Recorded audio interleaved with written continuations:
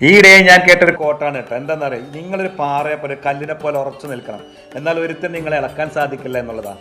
രണ്ടാമത്തെ എന്താണെന്ന് അറിയാം, നിങ്ങൾ മഴയെ പോലെ ആയിരിക്കണം, എന്നാൽ ആളുകൾക്കെല്ലാം നിങ്ങളോട് കൂടുതൽ ഇഷ്ടം തോന്നുന്ന പറയാം. മൂന്നാമത്തെ എന്താണെന്നറിയോ, നിങ്ങൾ ഉപ്പിനെ പോലെ സോൾട്ടിനെ പോലെ ആവണം, എന്നാൽ ആളുകൾ നിങ്ങൾ കൂടുതൽ മിസ്യൂസ് ചെയ്യാൻ സാധിക്കില്ല.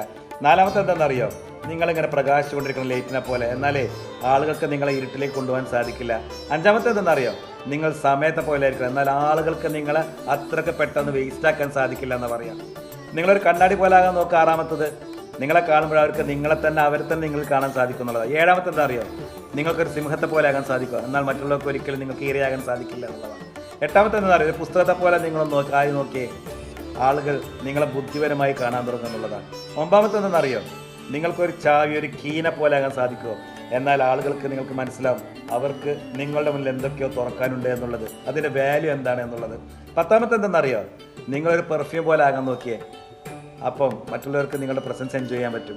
അവസാനത്തെ 11ാമത്തെ എന്താണെന്നറിയോ, നിങ്ങൾക്കൊരു പരുന്തിനെ പോലെ ഇങ്ങനെ പറക്കാൻ സാധിക്കുമെങ്കിൽ മറ്റുള്ളവർക്ക് മനസ്സിലാക്കാൻ സാധിക്കും നിങ്ങൾ വെറും ഒരു പ്രാവിനെ പോലെ താഴ്ന്നു പറക്കുന്നവനല്ല എന്ന്.